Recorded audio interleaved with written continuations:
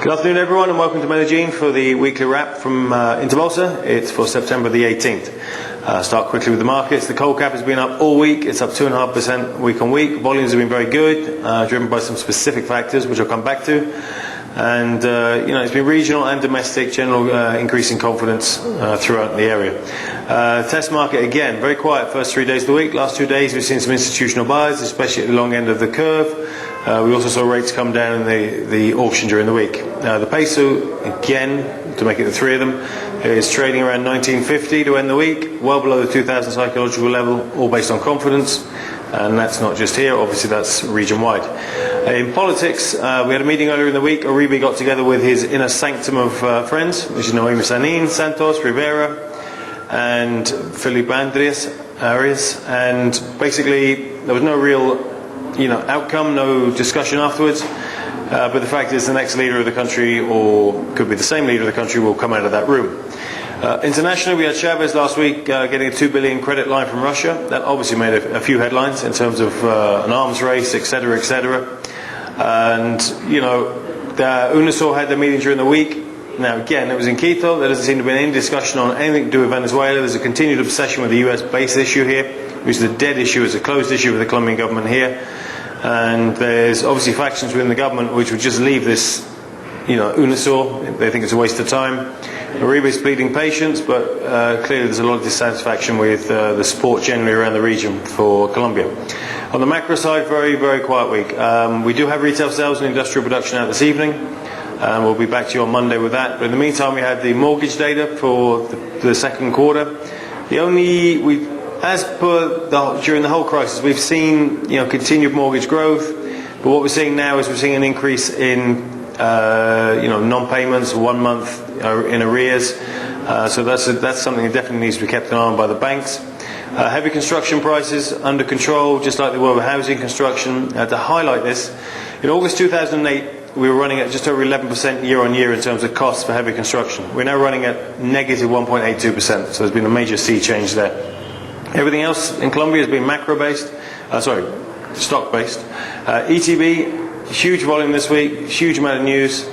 Ran up strongly, it's up 25% in the last month. Obviously the speculation is around the search for a strategic partner, what price they're going to get, what they're asking, where the interest is.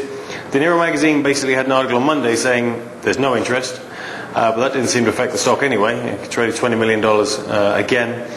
Then we had the workers put through an injunction trying to stop the whole process. That hit the stock, has done for the last couple of sessions. We spoke to the company. They're totally confident in terms of their legal grounds they stand on. They confirmed that the 24th is in fact the last day for interested parties to stake their claim. So we'll wait and see. It is trading some enormous volumes at very high levels.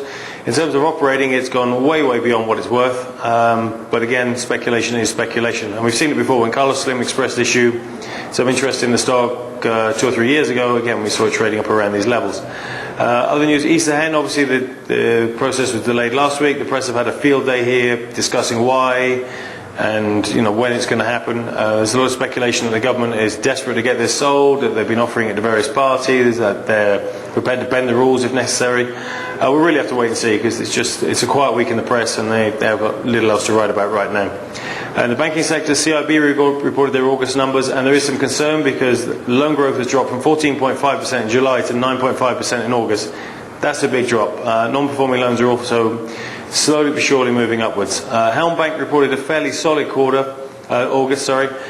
Now, the actual net profits aren't that impressive, but we spoke to the company at length, and what happened is in August 2008, they received a whole bunch of dividends, which they didn't this year, which will come through in September or October, presumably, so the comparative is actually very difficult to do. We had a few changes here within InterBolsa in terms of stocks. We moved Argos to a 2010 price target of 11,570. It remains a hold for us because that's only 11 or 12% of upside. It's a great story, but people seem to be realizing it, which is going to pretty much cut back on the upside from here. Anchor, similarly, we moved to a 2010 price target.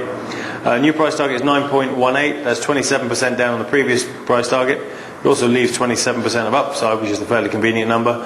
They have problems with Venezuela. They have problems with the peso. They have problems with smuggling. But what we like about Anchor, and perhaps versus what Fabricato are trying to do, these guys they're finding new markets in Europe. They're cutting costs. They're opening new plants. They are they're proactively trying to sort out the problem. So there's still hope for Enca, we think. The other piece of news during the week, Rubiales saw their pipeline in the Llanos opened. They own 40% and operate it. Ecopetrol have the other 60%. This makes a tremendous difference to these guys in terms of cost per barrel. Previously there were 300 trucks a day coming in to ship that oil. Now it'll be done by the pipe, which means that the cost per barrel will move down from $15 to $7 to transport this to the coast, which is a tremendous advantage. The rest of it is all detailed in the weekly. So I will bid you a very good weekend from here in Medellin, a very sunny Medellin. On that note, there's been some talk of El Nino being here again. It's very hot. Having been here through one El Nino, I would suggest we're not even close to that kind of situation right now. And anyway, they're predicting some rain for October. So that really is about it. A very good weekend to everyone.